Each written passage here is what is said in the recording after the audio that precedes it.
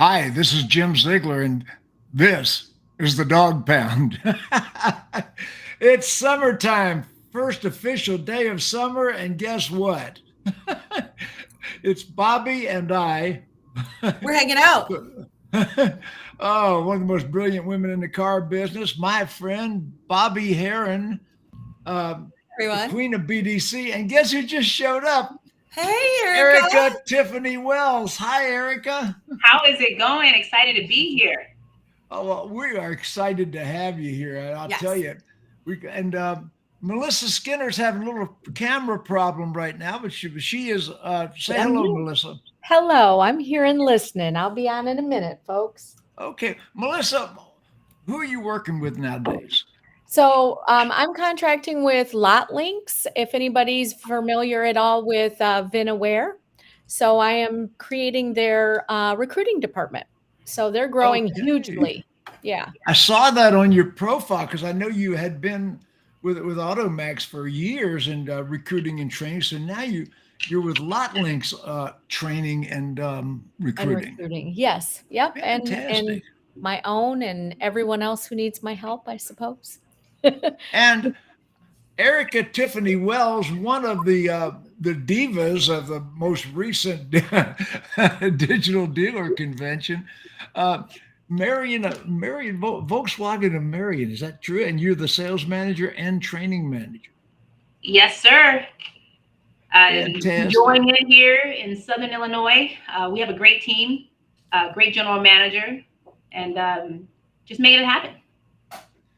You know, first became aware of you years ago when you were with Jim Ellis right here in Atlanta, where I live. Yes, I started out with Jim Ellis around 2011. That was like my first experience in franchise. So started You are so deceptive because you look like a baby. I'll take that.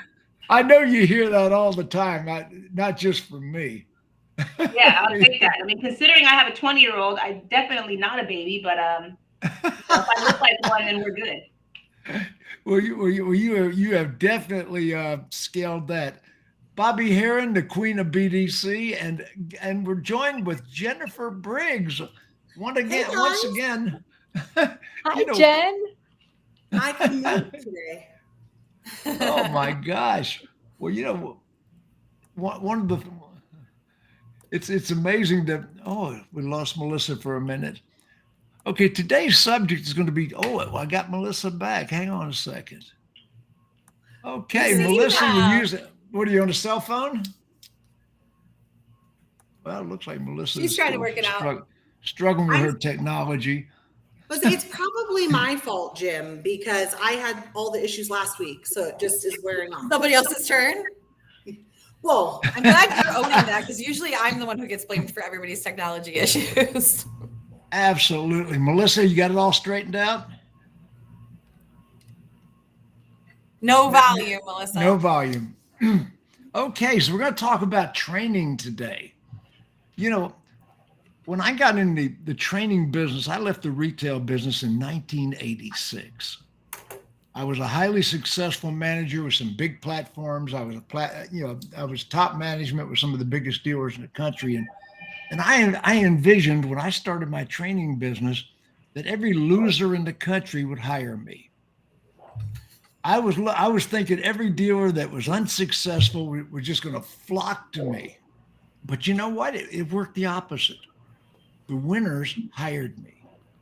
So what I want to ask the panel today is, what kind of training are we doing in today's business? I'll start with Erikka. Is it going to be Erikka or Tiffani today? My middle name's Tiffani, Erikka, Tiffani, Erikka, whatever you want to call me. You called me Tiffani last time, so you know. Tiffani. Excuse me. Okay, I'm not going to call you Tiffani. Erikka, you're the training manager. What type of training are you doing in your dealership? Let's talk about the sales department, salespeople and managers. It's interesting because training has changed, right? And if we're not catering our training to this new market and what we're doing, then we're dropping the ball. you think about some of the training that I know you've known, because it's been through the business, the road to the sale, talking about trades, there's been always a process. And you could duplicate that process at any dealership. But that old process is not going to work in these new times. I mean, think about trades just by itself. Do you remember the time when we tell people to take the car to CarMax? We literally were encouraging our customers, hey, if they don't like our number, they can take it to CarMax. They keep the CarMax number. I don't want that sled. Could you imagine it now in these times? We're keeping the sleds, right? We're trying to get as we can, and the sleds are out on the lot, right? So we have to think about it differently. And if you have people who've been in the car business as long as we have, it's a shift in our mentality, and the training has to change for the times that we're in. You know, I talk to my salespeople and I say, you know, for some, it's like shooting fish in a barrel. You know, because the customers are coming in, there's not a lot of vehicles for them to choose from. So when we're used to train on negotiating and the first pencil, the second pencil, we're selling at everything at MSRP. So what do I want to teach my salespeople now? Emotional awareness, right? Empathy, understanding when the customer is uncomfortable, looking at buying cues. We all know when the customer takes that paper and starts to fold it, that they're getting ready to leave and ask you for the business card. I need them to pick up on those social cues, because the customer may not be saying no to the price. They could be saying no to the car or to the payment or to anything else, but the salesperson misses it because, well, they just want to think about it. So our training has to change for where we are right now. We told salespeople, sell what you see. We beat it in their head. Sell what you see, sell what you see. And now they have to sell what they don't see. We're taking deposits on cars. They're not even here. We're selling into our pipeline 2 and 3 months up and telling salespeople, well, if they want to get it, they better get it now. So again, our development of what we teach them has to mirror what they're facing in real life. And for those salespeople who've been with us for a long time, we've got to be able to cultivate them and adapt them to this new market. Otherwise, there's going to be frustration as your newer reps and older reps have a divide between the new school and old school, and how they think about training and how they think about the process. Bobbie, what are you doing differently? Oh, now you're on mute, B. Everything. I don't know if it's so much that it's different rather than that it's enhanced, right? It's what did we do? Just like Erikka just said, what is old school versus new school, and what does that look like? What did it look like when we used to knock down walls in the middle of a conversation and build trust with a customer versus how do we do it now when we have all this data behind it that we can use? We know a source, we know where they're at in their journey. We have little baby robots following them all over online. We have all this ability to have an educated conversation, and we didn't used to have that. But for me, I teach a lot of communication, a lot of empathy, a lot of compassion, a lot of communication, because I find that that's what makes the difference for everybody is really how their people treat other people. That's the truth. And then I try very often to teach openness and vulnerability so that people will have real conversations and will accept feedback from, colleagues, partners, peers, customers, without coming back with an excuse, just saying, I'm sorry, I hear you, and I'm going to adjust that behavior. So we're doing a lot of that. We're teaching now more than ever in training how to read a customer. We used to say read a lead, and what read a lead meant was just, do you know the time? Did you look at the car? Now it means so much more than that. Now it's in every interaction. We know these things. So what both Erikka and Bobbie are saying are higher level. And I think I'd like to break it down just a little bit to listen, not to reply. Period. Plain and simple. Yeah. That's it. So the biggest thing, and although I started in a Cadillac dealership, so my training was always on how to see the emotionally, identify the personality of your customer, to be able to really create that rapport. It was a different style of training and engagement. So for me, as I see these shifts, I really don't think necessarily how we're training, except what we need to make sure our people realize, right? Listen to listen, because my mama told me that. She says, you were given 2 ears and 1 mouth for a reason, young lady, right? She tells me that too. Pretty simple. But the other thing is, our job as sales professionals, no matter what level we're at, is to meet our customers where they're coming from. Mm-hmm. And it's always been that way. The only difference is now they're coming from a little bit different position than they were previously. And if we aren't paying attention and adapting and making sure as those things shift and change, consumer patterns, advertising effectiveness, or inventory availability, we're going to lose if we're not meeting them where they're coming from. It's that simple.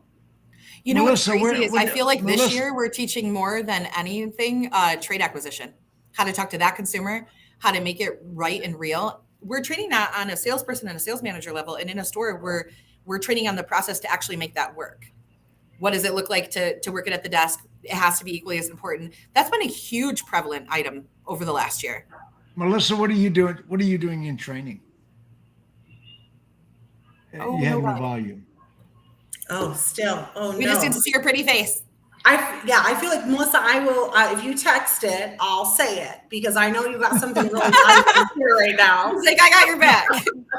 Oh, Melissa's had technical problems. I'm going to take Melissa off the screen for just a second here while she works that out. That's all right. Okay. We'll add her back next time. Okay, so I want to anyway. just jump in on what Bobbie had said about vehicle acquisition, and I wish Max was here because I love every opportunity to say I've been doing this for at least a decade when I'm new.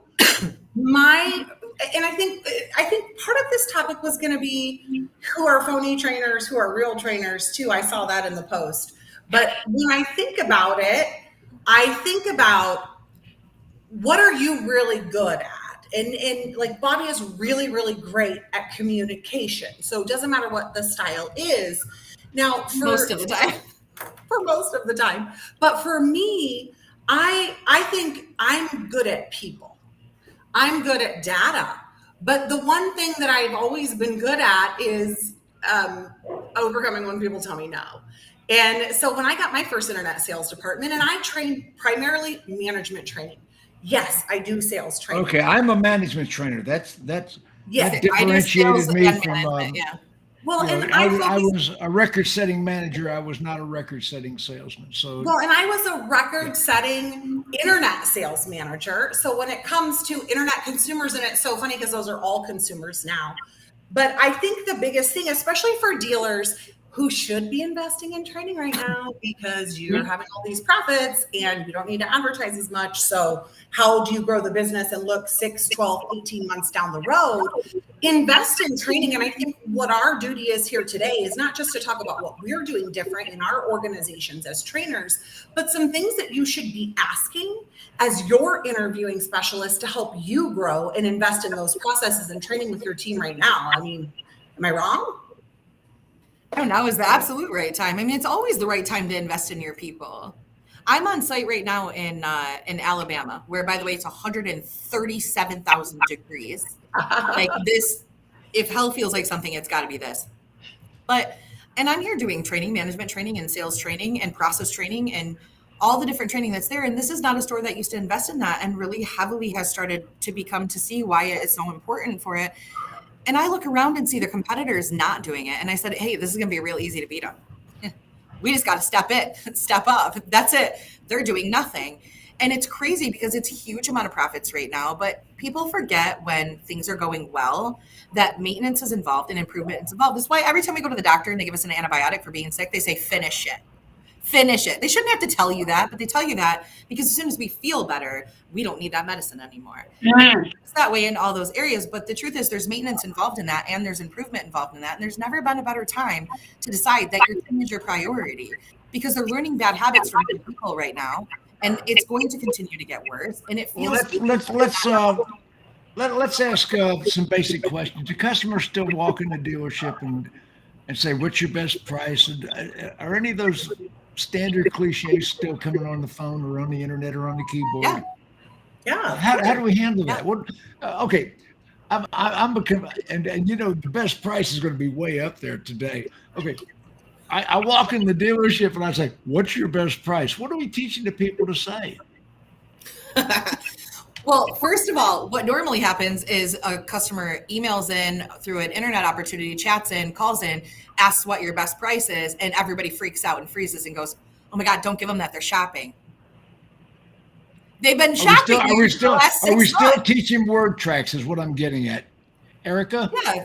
Absolutely. I mean, one thing I want to do first is say, hey, great. I'd be happy to help you with that. No matter what the customer comes in, I'm going to help you with that. Come on in, follow me. We want to get the customer. I'm going to help you with that. Now okay. Once again, word tracks are still in the business. I mean, and the word tracks are modern. They're conversational, not memorizational. Right. That's Forwards. the key right there. Conversational, not memorizational. Because if you You can't like flow that? with That's a Ziegler original. That's good. you've And then- got to go into it. Yeah.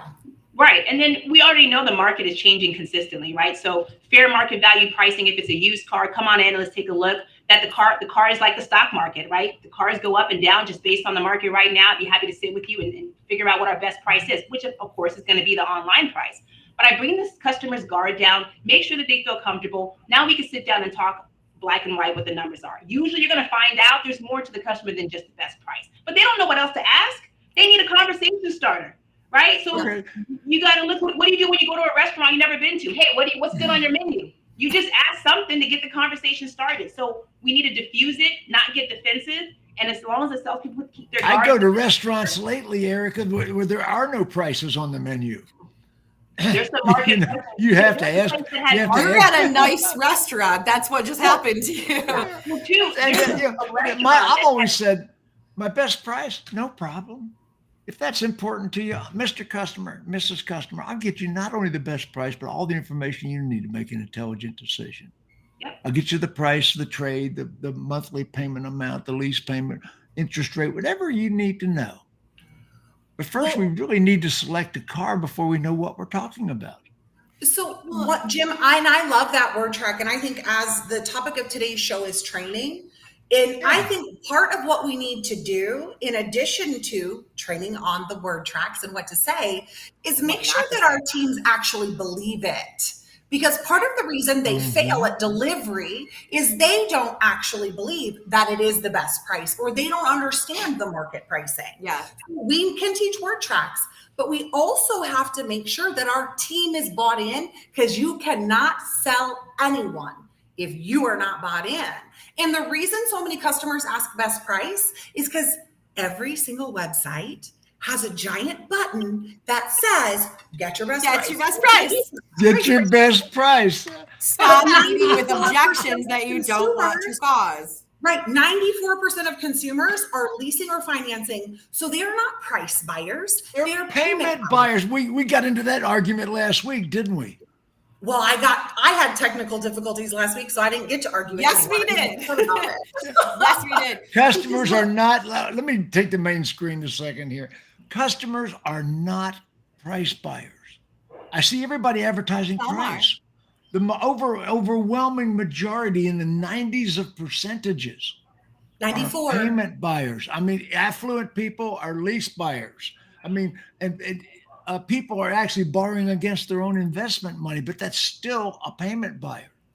Understand, the monthly, even wealthy, affluent, good credit, 900 beacon scores, those people are still payment buyers. Right. How do you handle that?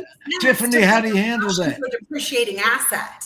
You just When like to you call her get Tiffani. into Like that's your so nickname, Erikka, from Jim apparently is Tiffani, because he just can't. Tiffani. That's it. It's a Tiffani. it's a cute nickname. Okay, Erikka, jump in there a second. I mean, I agree with what everybody's saying. I mean, the pricing model has changed, but if you're listening to what Jennifer said earlier, what are they really saying? When my customer is coming out of their Suburban and wants to get a Jetta, what they're telling me is the gas prices are too high, right? We need to read behind the messaging. Me just wanting to get out and downsize means a lot different right now in this economy and in this market, right? So back to Jennifer and what Bobbie was saying, when you're listening to understand and empathize, we're going to look at the entire picture. So I don't have salespeople, I have sales consultants. And for me to give you a good consultant, I need to be able to do an assessment of all your needs, why you're here, then take it to my desk manager, who's going to make an assessment based on all that information you gave the customer. So when I come back with a payment or price or vehicle selection, I know I'm giving you the right thing because I got information. But if you just come in and say, I'm looking for something, 4 wheels and good on gas, well, I got 15 cars to choose from. Let's continue to talk so I can narrow it down and find out, do you want a $50,000 car, $25,000 car? What is the payment range you're looking for? Who's going to be riding with you? Those are the questions that make sure that when you give somebody an answer and say, this is the right vehicle and the right payment, they believe you because you did your homework up front. You've got to be believable. Oh my gosh. Well, you have to be genuine to be believable. But how are we training people to do that? We're training them. I'm going to ask all the Tiffani different levels. first. Tiffani, let me ask you a question. Do you gather all the salespeople in a room and do a training? How do you do that? Do you divide them in half? Are the managers in the room? Are certain salespeople so good do you exclude them from the training? Tell me about it. We do training twice a week on Mondays and Fridays. Every morning, everybody has to come in before we open. We have a sit-down training from my veterans to my green peas. If my veterans know the topic and my green peas have something new, then I include my veterans in the training. They know it better than anyone. They can do the role playing. They've understood it. They've walked the walk and talked the talk. I make the salespeople who've been here for a long time use real life examples. Hey, tell us about that deal you did on Friday. Sometimes we get so caught up in the board and writing and just one manager talking. Let the salespeople tell you their story. What are their objections? What are they seeing every single day? Tell me about John Smith and his trade last week and why that deal fell apart. And then let's go through it and say, what would you have done in that situation? Oh my gosh.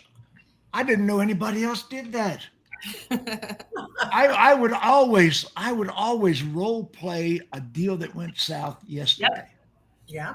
We had a deal. I put that deal on the board. Okay, who has an idea that we could better work this particular deal? This is what the customer said. This is what the manager said. This is what the salesperson did. It didn't work. It did work. It could have worked better. Tell me how this worked. What do you think, Bobbie? Well, look, I believe in a coach and a captain. Okay. I don't think they're the same people on any team. And when I train a team or when I work with a team, I do it from a sports visual. That's just my thing. There's a coach and a captain. And the truth is, if you put a veteran in a room, like Erikka's talking about, and they don't believe in the next level process or a salesperson doesn't, the quickest way to fix it is to have them give an example where they can teach the other people as well. And all of a sudden they're bought in. And so are the people who are looking at their captain, who is their influencer on the floor, who's selling vehicles and making a difference. It's huge. And people think of training as like, oh, it has to be this big elaborate thing, but training is constant. That's the most important thing. Whether you hire somebody or you're doing it internally, it needs to be constant and it needs to be consistent. Does it have to be a format that we have published in advance? Do you mean, does it have to be structured? Yeah. Does it have to be structured? Yes. Do we have to, like Erikka said a minute ago, she has training on certain days, certain hours, and that is the structure. Okay, so the structure. So yes and no. When we think about structure, does it have to be stiff? No. Can it be flexible? Does the F&I manager participate? Can it adapt as you go? Then yes, absolutely. The finance. Does the F&I manager have to participate? Is that what Jim said? Yes, I did. Yep. Yes, I did. One team moves in one direction. That means everybody is affiliated. One of the biggest things we run into when we have to do training is the separation of teams. You got BDC that doesn't go to sales stuff that doesn't go to F&I stuff, F&I stuff that doesn't go to sales stuff. And if you want a cohesive team where consistency, because remember I said constant and consistent, is there, everybody has to be on the same page. There is no quicker way to untrain somebody than to send them to a desk where they get untrained or back to another manager where they get untrained because nobody was on the same page. Does everybody participate in your meetings? We have Finance Fridays. So that's when my finance manager comes in. Right. No, he's not in every sales training, but on Finance Fridays, we take 15 minutes of our training specifically to go over the finance concerns. It could be talking about the different add-ons that he's selling. You could be talking about how to fill out a credit application. We know there's always a disconnect in finance. Right. So let the finance manager train and have the sales managers understanding what those challenges are. Okay, here's the second question. That's the structure where she's including that. Here's the second question customers ask. I want to see all of our responses to this. The customer comes in, what's my interest rate? It's not a comment anymore. Tiffani, take it first. Tiffani? Sure, I understand that getting the best interest rate is important to you. What I like to do is talk to you. There's several different factors that go into it, including your credit score, the vehicle, the miles. So there's so much more that goes into interest rates. What I like to do is sit down with you a little bit, gather some information. And what I can assure you is that my business office manager, who's been with us for about 10 years, is going to give you the very best interest rate that your credit allows. Now, Jennifer, you've been through my F&I school. What's your answer? What's my interest rate? Well, from Jim's F&I school, that is going to be something between you and the bank. I'm going to make sure to get you in the best position possible. I'm going to guide you every step along the way.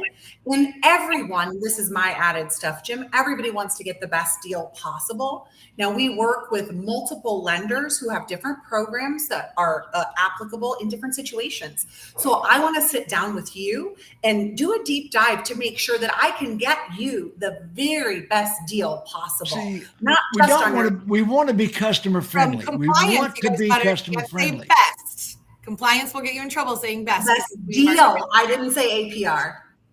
Max isn't here, and I took your turn being best. Bobbie, let me so I had hear to your figure it out. answer. Okay. She's gonna take a jab at Jennifer. No, here. no, it's not. No, definitely not. No, here's the thing: the interest rate conversation has no place taking place between a salesperson and a customer. The interest rate conversation. Okay, but they still ask the salesperson to answer the question, Bobbie. Right. They do occasionally ask it. Say? It looks, I mean, honestly, it looks exactly the same as what Eric and Jennifer just said. We are acknowledging that you're an educated consumer, that we're going to do what we can to help you get the very best opportunity that can be financed at either place. But there are multiple factors that go into it. Nobody has said what I'm after trying doing to get all of that much somebody to research, say. me giving you an interest rate up front would be unfair. It wouldn't be the right thing to do. Okay, let me jump there. There's one element of interest rate that we need to train the salespeople that I haven't heard anybody say yet. Okay. I always start out with Mr. Customer, as you know. The words "as you know" is one of the most powerful because nobody wants to admit they don't know. Kenneth said it the same time you did. I start off, Mr. Customer, as you know, different people qualify for different financial programs. I don't say interest rates. Financial programs. Mr. Right. Customer, as you know, different people qualify for different financial programs. And they're going to say, oh, yeah, I knew that. And it depends on two things. It depends on your personal credit history and the amount of your down payment. There's the one thing that nobody threw in there. It depends on your personal credit history and the amount of your down payment. Now, as a salesperson, I'm not allowed to know your personal credit history. That's a privacy matter between you and the financial manager. And they will give you all your personal options, everything you personally qualify for in privacy. How good is that? Is that good? It's good. But Tiffani, is that good? I like it. I wrote it down. It's different good. And people it's at different qualify points. for different financial programs. I see the interest rate is more than service contracts, your gap, Right. different financial programs. That's a financial program. Different people, Mr. Customer, as you know, different people qualify for different financial programs. Depends on two things, your personal credit history and the amount of your down payment. I do know 20% is customary for the very best financial programs we offer. I do know 20% down is customary for the very best financial programs. But that's between you and the financial manager in privacy. I don't discuss, for your privacy, I don't discuss that. That's not something I would discuss with you. Right. Right, we're going to try this again. We've All got right. Melissa back. Melissa, there she is. Maybe. Melissa, can you speak? I can speak. Can you hear me? Oh my Oh goodness. my gosh. Look, this old lady figured it out. Hey, Melissa Skinner is back with us. Melissa, now you're a national recruiter and trainer for Lot Links. You have been with AutoMax for years. You've been a friend of mine for many years. You've attended all my seminars. Yep. So She's one of my favorite people. Yay, you guys are my favorite people let too. me ask you, Melissa, what's your best price? Let's go back to that question for a second. my the best customer price? comes in, and the best price right now might be $5,000 over MSRP. Well, What are you teaching them to say? Well, best price really depends on how you value the vehicle, and you really can't compare apples to oranges, especially in today's market. So we really need to go for a ride, get some information, find out that this is. I'm gonna be a little put off with that. If you said that to me, I'd be a little put off. Would you? Yeah. Tell If me I'm a why. consumer, Come back at me. Tell me what you're saying. okay, because you're telling me Good job. I got to drive the car. My gosh, I've already. Yes. I don't. Well, Jim, if you didn't actually like the car, it wouldn't matter the price that was on the sticker. Because Thank if it wasn't the right vehicle for you and your family and fit your needs, it Well, could be. I just need to know your Wouldn't best matter, price. would it? I got all you people ganging up on me here. The sales manager, Miss Briggs and Miss Skinner, Well- and there's Mrs. Wells in the background over there. So no, let me ask you. I'm a fan of the theme method, right? Do I have to drive the car to get a price? Come on now, come on. Do I have to drive the car to get a price? No, of course not. For years, I taught that. Different I scenario taught that for sure. years. Now I have turned the corner on that. You don't need to get the best price, you don't need to drive my car. See, I think best can I price make- questions don't happen in the dealership anymore. Can I make a Don't quick? they Can I make happen a? online? Yeah. Can I make a quick suggestion in these questions that we clarify when answering it or when asking it? Are we talking about prior to engagement with the dealership, where you're still an opportunity, after something has been engaged with, or if you're there? Because those questions are answered Well, very if they're engaged, okay, we have different communication modalities today. We're talking on the telephone, we're talking on the text board, on the keyboard, we're talking on the text, we're talking any number of ways with these people. We have all kinds of modality: the phone, the keyboard, the Right. phone text. So if we already engaged with them, or believe it or not, and I think I'm going to go back to Erikka on this for a second. We have a lot of people today, contrary to popular belief, that just walk in the dealership. Is it, Erikka, is that true? They walk in the dealership after they've done their research ahead of time. So I didn't say that, but before they've contacted us. Yeah. they may not even have contacted us. They could just look at the website, know that's the car they want, and come in armed with that information ahead of time. That's what I'm getting at. They come in Yes. armed. So when they say, what's your best price? They already have know. not communicated. And I'm going to say that's a good 40% of the people today. People don't want to fill out the forms. They're shadow customers. Is this true? Yeah, sometimes people, they know what to expect. They've been car shopping for long enough that they know as soon as I put that inquiry in on your website, I'm going to get blown up by your BDC, by your salesperson. You know what? I don't want to deal with that mess. I'm going to come in. What they're looking to see, is there any waiver in what you say? So if you're walking in the door and you put your list price there and they look you in the eye and say, is that your best price? And you get to hemming and hawing, they're like, okay, here we go. But if you shoot them straight and say, absolutely, the way the market is right now, we're putting our very best price online, which is, I'm sure, why you're here, Jim. Why don't you come on in and let's get you taken care of? Then they feel with confidence that I'm dealing with a shoot straighter, someone who's shooting me straight, and they're like, let's go. Because they wouldn't have come in, right? They've already showed up at your doorstep if they thought the car was $5,000. Right. Scott Southard says most consumers no longer have time for a sales process. And I agree with that, because I was teaching a very complicated sales process just 15 years ago. The road to the sale, and it was meet and greets, establish a relationship, select the vehicle, present the vehicle, demonstrate the vehicle, negotiate the deal, TO to finance quality, TO deliver the car the way the manufacturer wants the car delivered, and follow up. No, I mean, we had to do all those steps. The steps to the sale no longer necessarily work, and they're no longer necessarily in order. Is that true? I would absolutely. They I happen would in absolutely agree. I've said that the road to the sale has now turned into like an airplane, right? So think about an airplane. You have a point that you begin and a destination. But through that, you're going to have to constantly make course adjustments. And if you can teach your guys to get through course adjustments, be prepared for the rain, be prepared for some turbulence, then you're not necessarily getting stuck on, oh, I'm not at this point on the road to the sale, right? Because the process isn't just linear. You have to be able to move and make those adjustments till you can get to the end zone, which is obviously the customer buying the car. And that's that emotional intelligence we talked about, to be aware of where your customer is and where they want to be. Right. It's the same thing as not memorization. There Conversation. It's a there's conversation. the road to the sales steps have very specific reasons, And they're if still you're there. able to collect the information, find out what your customer needs, and move through it.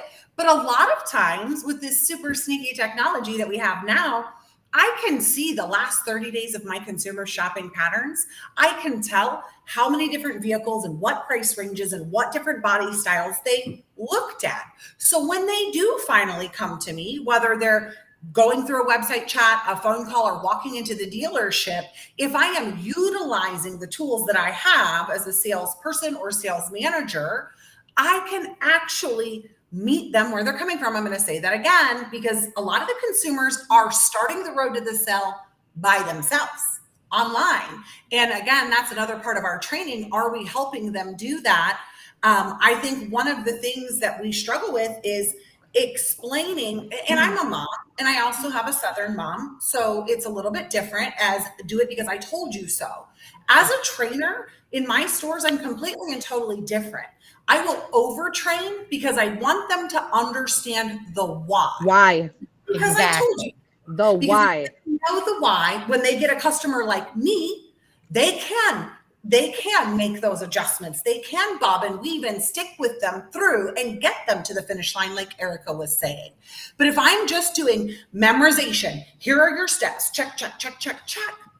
There are salespeople that have memorized to the point they sound like little wind-up robots. So I love this question. So I want to jump in real quick. I'm going to tell you this. As a trainer, I do not provide scripts of any kind, not for phone calls, not for anything. I will help you with a template because a CRM might require it, but I prefer you not use it. And I train using that exact methodology, which is how I explain it to them is I say, if I tell you not to eat the cookie on the counter, the kid walks into the kitchen and I say, don't eat the cookie on the counter. When I walk away, there's a chance you're eating that cookie. If I explain to you that there's poison in that cookie because it's for a rat later, you're not going to eat it. You have to know the why behind something and why it's happening and not memorize just what to say. Only Bobbie leaves cookies with poison for rats. I'm not interested in large scalability where I just drop in somewhere and sell them a bunch of scripts. And okay, here's a friend of mine, important. Kenny Eason. Now, Kenny Eason is in California, and he is the general manager and trainer for a number of dealerships. I've trained Kenny since he was a salesman.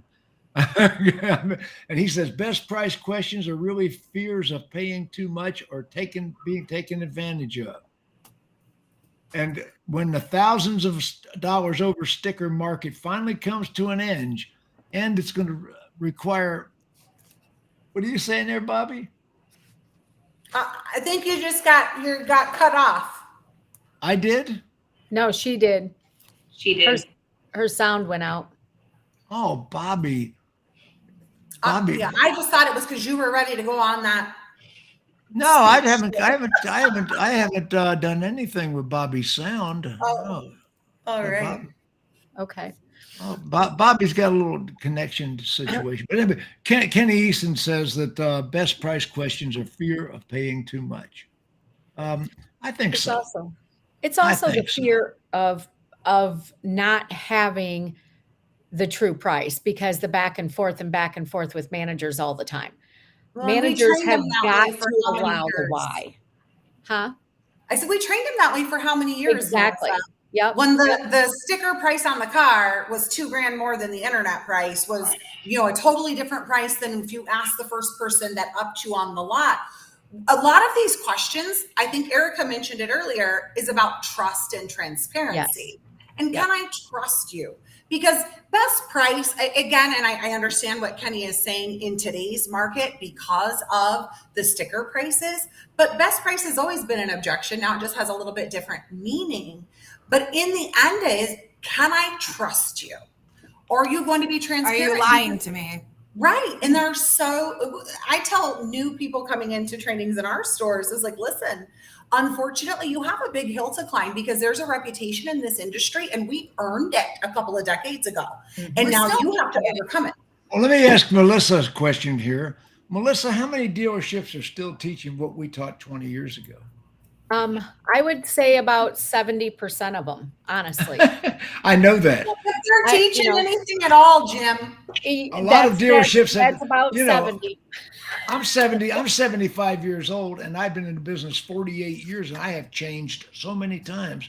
And I see so many people that I use you for an example on that because there are so many people that say, well, I've been doing this 20, 25 years. I'm like, well, my mentor's been doing it since before you were in the car business probably. And I learned more from him than what you guys teach anything in here. You have to change with the times. You have to. Customers aren't going to come to you anymore. I was training a class in Memphis, Tennessee, probably 15 years ago. And I had three salespeople in the back of the room, obviously for a used car lot, and they were sitting there. Erikka, have you ever seen them? They got their arms crossed. They're sitting there, got their chairs. Those are my favorite people to train. They got their chairs up against the wall, and they're making remarks and that's half my team. Fat son of a bitch.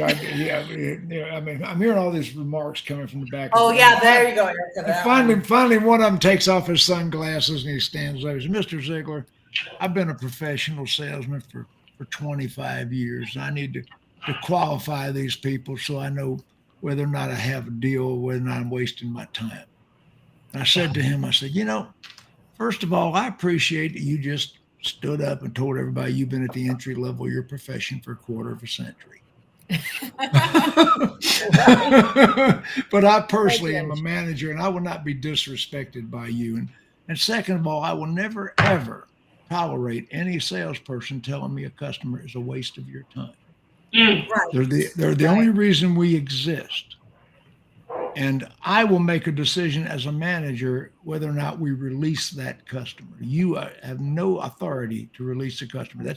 That was one of the strongest things I trained. Only a manager can release a customer. You do not qualify to release. Right.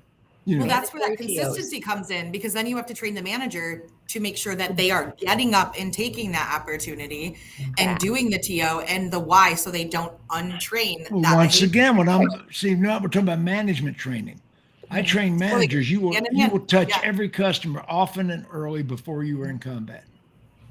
Yeah. Right. And they should all do that, and they don't. And once again, I see dealerships today that's not happening. No, I mean, we've always seen dealerships where they didn't. There are a lot today that do. Erikka's dealership takes a touch on every customer, every single one of them. And Erikka's team is paid even on finance so that they have a vested interest in taking a finance TO on every single customer, right? But a lot of dealerships don't have that set up. There are the ones out there that do, and they're the ones that don't. But I think if you really want to think about training in a store, manager and salesperson, BDC training, all of these different things, operations, process training, go hand in hand, because one affects the other. One person's sliding into first base and somebody's got to get them to second. And if somebody goes backwards, it doesn't know the rules of the game, the consistency isn't there. And it's the quickest way to lose any training that you have and to have process evaporation caused because of it.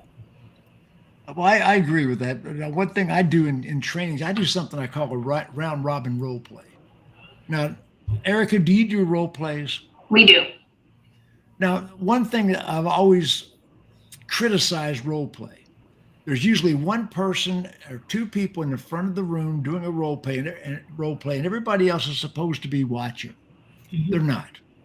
So I would divide this, say I had 20, 30 salespeople in the room, 20.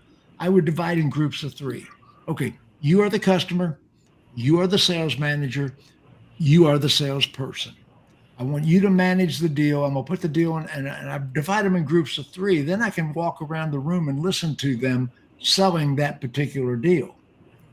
Yeah. So I've got 10 groups of 3. Okay, you're a salesman, you're a sales manager, you're a customer. And I would divide that round robin role play. Then the managers and I can walk around the room and listen to what they're saying and watch. Everybody is participating. And I do the same thing with walk-arounds. Yeah. We'll go out to the lot and I'll assign 5 cars. Okay, 3 people, salesman, manager, customer. Present that vehicle. All 3 of you take a different role and then move on. So I think it's important to make all training interactive and action. It needs to be live. There is a place for classroom, right? We need to go over the concepts. I always say, I'm going to tell you about it. Then I'm going to show you. Then you're going to show me. And then you're going to teach it to the next person.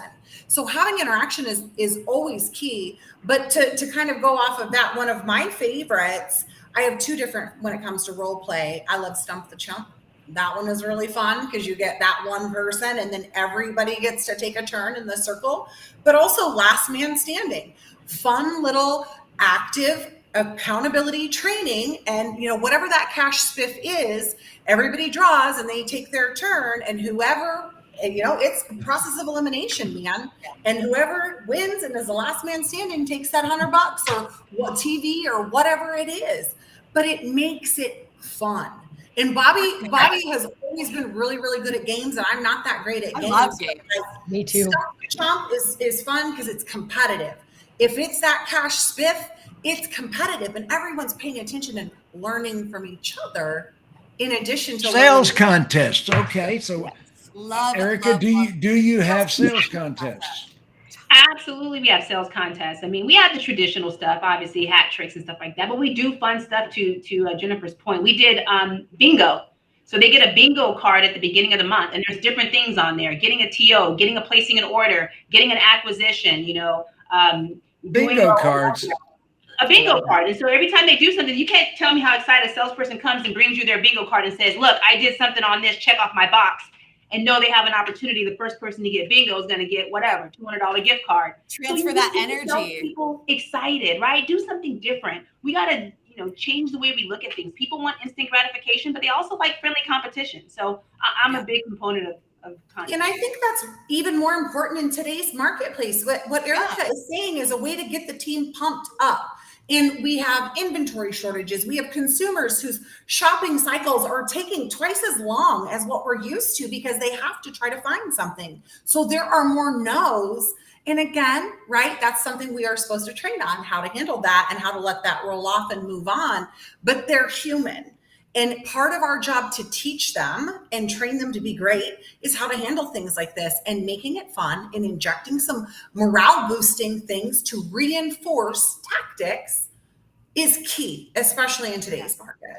Well, and think about, I would really love for everybody to think about when you think about training in relation to like sales contests and stuff, training is a behavior modification, and behavior modification doesn't stick unless it's consistent and constant and there's energy to go with it. One of the biggest rewarded, problems, and you're rewarded, right? In a healthy competitive environment, what Erikka is doing, what it does is it's a behavior modification tool that brings energy during the win. So it's super important, like she was saying, that right when it happens is when you get that bingo dauber. Right when there's a win, it's celebrated. It's loud. Think about the old gongs we used to use in the showroom to be all kinds of silly.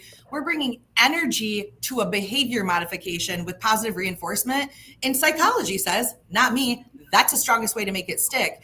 And it does they face rejection all day long, just on a constant. They get to win once a month where they're either a zero or a hero when they're starting over. The more wins that you're doing in these times, and these don't need to be crazy amounts or prizes, the more that you do this, the longer that the result that you just trained on will stick. One thing I will say about sales contests, merchandise, physical prizes is superior to money. Most salespeople, I need money. I'm a money motivated person. No, you're not. You think you are. You're a winning. I had more people participate in sales contests when it was a big screen or some value item that they were competing for. Yep. Can I just share just merchandise or an experience? Because I'll tell you, and this is really funny because this is when Bobbie and I were competitors, and she was having a real hard time with me coming into operations. Who usually won? Got a different job in a different area. We both won. We're best friends. Okay. Well, every single day in my internet sales department, and we were split, right? 50% appointment setters, 50% salespeople. But every single day, first person to 10 appointments, I bought lunch. I bought them lunch. It was a super, and we had a cafe because we were a regional Cadillac dealership. So it wasn't even that hard for me to do. Or I would take them to lunch. First person to 10 appointments. And it's so funny, the stores that I walk into now, and I'm talking about, and I'm going to date myself. Steak and beans. Yeah, okay, I got that. Well, no, I'm saying because I went bankrupt with a jacket. That's awesome. Right, Les. But we also had a wrestling bell. So they had to come up, write their appointments up, physical movement, right, to get them, write it up, ring the bell. First person to 10 every day would get to go to lunch. And here's the crazy thing. That's before lunch. So we're talking about a lot of stores that I go into. They're like, our internet team sets like 7 appointments a day. And I'm like, wait, your team sets 7 appointments a day? We're not actually listening to our customers, whether they're speaking, filling out a form, chatting, calling us, whatever. If you were listening, I'm going all the way back to listen. It wouldn't be that difficult. I think it's so funny because we get stuck in these word tracks. And Bobbie says she doesn't share scripts. I'm kind of the opposite. I share every script that I have collected, and I'm a pack rat. So every single script that I have ever collected, and then I give homework to break them apart and rewrite your own version, your own little Frankenstein of that. We identify, is it inbound? Is it outbound? Is it equity prospecting? Is it an objection we have to overcome? Because I want them to learn in their own words. But being consistent, which everybody has said, and making sure to reinforce the training each and every single day is important. It can't just be performance contests. All contests. I have one contest that I ran for years, because what happens with contests is one person gets way ahead and everybody else stops participating. Because it takes Erikka, too long. has that been your experience? That does happen. Yes, that does happen. So what I did was when my son Zach was about 8 years old, we took him to Chuck E. Cheese's. Does anybody have any experience with Chuck E. Cheese's besides me? I'm scared of Chuck E. Cheese. It's frightening. Remember Chuck E. Cheese? Okay, the kids were running around with all these little tickets. I mean, hundreds of tickets. And I think, my God, they're going to get a Rolex. No, they got a little plastic whistle, you know? And so I said, wow, salespeople will do that. So I went online. I actually had to mail order. I didn't have the internet capability when I first did it. We actually bought the raffle tickets, like Halloween carnival tickets, you know, this number, that number. And I'd put a fishbowl up. And I'd put a big screen TV back when big screen TVs were $2,500. And I'd put a big screen TV up. Okay. And I could make up the contest. Okay. I've got an age unit. I'm going to put 5 tickets on that aged unit. Whoever sells that unit gets 5 tickets. I mean, what did it cost me? I could make up a contest on the spur of the moment and give away tickets. Jim, I can tell you, I walk into dealerships with poster boards and stickers, and I swear to God, I get the managers going like, you are not going to get this team of managers or these salespeople at BDC to do shit for stickers. I'm like, you would be amazed what somebody will do for a sticker on a board, because the stickers are the raffle tickets or play money. We do a lot of play money for behavioral modification. But the problem with a lot of contests is they run too long. It's just like how instant gratification. I don't hate, that's a strong word. A better attack on a number goal for a salesperson is not a monthly goal. It's a daily goal. It's a weekly goal. It's a shorter lived experience so that they don't feel like that, and so that they keep their KPI up. And that's what those kinds of games do in training or in anything else. You've seen the spinny things, you know, and it lands on a thing. Amazon, $29 delivered to any dealership. Whiteboard spinny thing. Write your prize on it. Put 3 behavioral modifications in process, and every single morning live in the meeting, you do a spin for whoever had the best KPI from the day before, but all throughout the day, they're doing it in the showroom. It's exciting. It's fun. It's bringing. And you're ordering live on Amazon in front of everybody? I'm ordering this the spinny thing. It's so cool. Oh, okay. What is it called? The jackpot. I just had a great idea for a spinny contest. thing, she said. Yeah. What a great contest if you ordered something for a salesperson live in the conference room. Yeah, why not? And shipped it to their house. I mean, immediate gratification. We live in a world. I can tell you this: we live in a world of immediate gratification. The most important. We've gotten sidetracked on contests. Let's go back to training. Well, that's training. I actually would like to speak on the word tracks for a second. Word tracks to me are tools that you have in your toolbox. So I teach them, but I make sure that I don't have them memorizing just that, because if you memorize this much of it, it's not going to pertain to every case, right? Like you said, we're on email. I hope you learned a couple word tracks from me, Melissa. Huh? I hope I taught you a couple word tracks. Yes, and I use them, and I still teach a lot of them because I think they're important, and I think people are missing a lot of that today. They're like, "Oh, everything is different." Nope, it's not. You're still dealing with a person. You need to personalize it more and stop thinking it's all about the money I make today. You need to realize that you have to build a relationship. Well, there's four conversations. There's 4 conversations you can have with a stranger. Yes. I taught Dale Carnegie in 1973.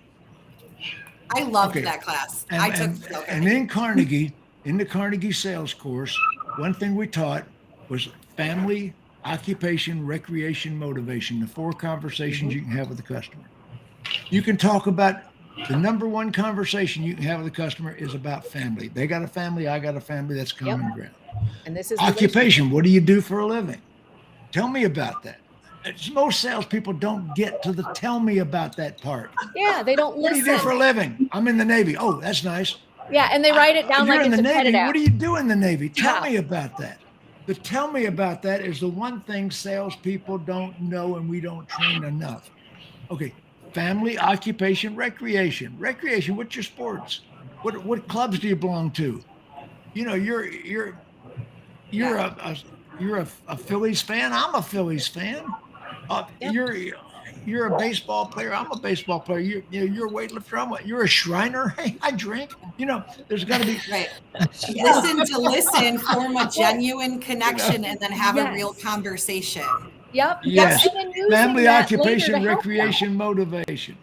Right? You're using that information later to help them find not only the right vehicle that they're looking for, because it's more than what they just look for online or the data that we follow. All of that's important, but how are they going to use it in their life? Establishing common ground is something we need to teach. Right?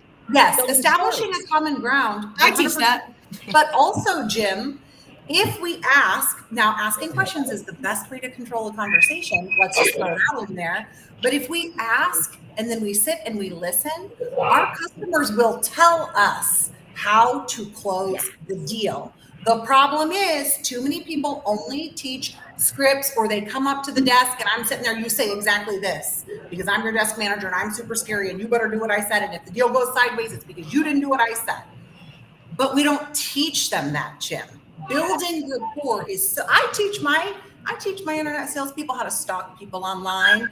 Here's a little secret, not that everybody needs to know, it's not as prevalent today. I had a collection agent, and I started in the dealership. A collection agent, by the way. We taught our internet salespeople how to skip trace, just because that was the skill that we had. But asking, then listening, your customer will tell you how to close them. I was venting earlier because I'm trying to purchase a piece of technology for the new house so that you guys can see me on a regular office video, right? And this man just wanted to stick to his script. And I had questions. As a consumer who had researched, I had questions. Not only did I research online. Jenna says it's stucking. It's research because I tell them don't say stucking. We say a lot of things like I'm proud of being a control freak. It's a trigger for me. We say different things. It's all fine. I've not got a charge for stalking yet, so I guess we're okay. But it's about, I was giving this man all the information he needed in order to close me. And instead, because I irritated him by interrupting his script, he decided to be condescending to me. And I mean, it's only a $2,000. Well, you are a girl. She got all Southern, I guarantee it. She dropped right into You are a girl, you know. Look, and she got that face right there. He said, well, your 5 hours worth of research is not more than my 5 years experience.